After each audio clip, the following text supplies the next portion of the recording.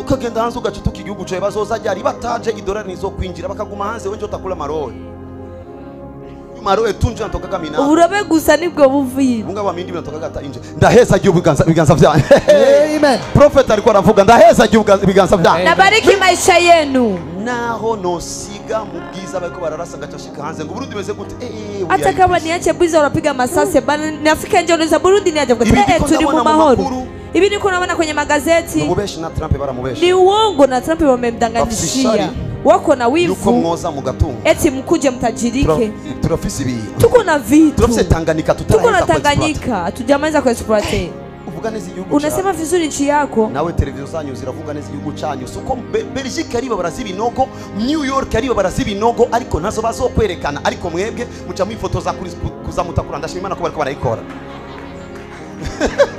change your mind hindura ivyumviro vyanyu represent your country presenta neza igihugu cawe no me jewe abirakuraba ibindi ibyo bingine binakuhusu uyo muntu ushoboye kumubwira neza uyo mtu unaweza kumwambia vizuri na utari kuratahura ivyubu hata kama ukunaelewa vya sasa na utazi neza ivyubu hata kama ujui vizuri vya sasa ariko ashobora kuzaza kwitaba icyo wamubwiye inyuma ya myaka 15 umwana we yaramaze gukura waramuzibiye kubera ishari kandi we uracari ngaha ngo jewe president sindamwemera wamukaca ugenda muri banki ugahura n'ifoto yiwe ugasaba ideni kutamwemera niwe ikuriga ifoto ureke kutuzanira urusaku twebwe tubereye mu ishengero.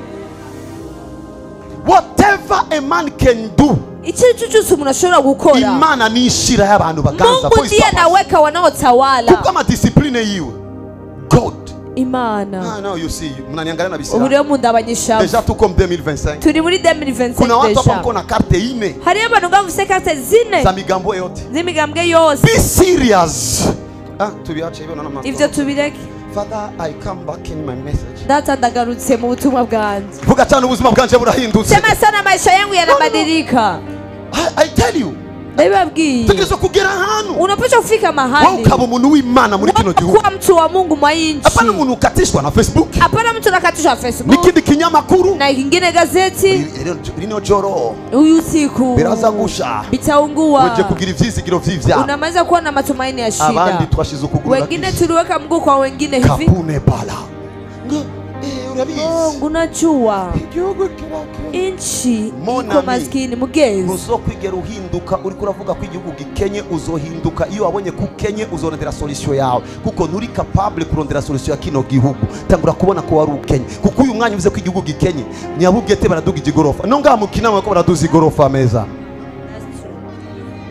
bakia sasa na mihari yako gumana rero mihari yawe nico gituma n'ishengero tahinduka ndio maana hata kanisa ibadilikagi baba Kristo twarabaye badi wewe nani Kristo tushokuwa baya wewe nani mimi nashikwe mimi ni Mkristo mzuri ndo Mkristo mwiza pe yumva miza so yumva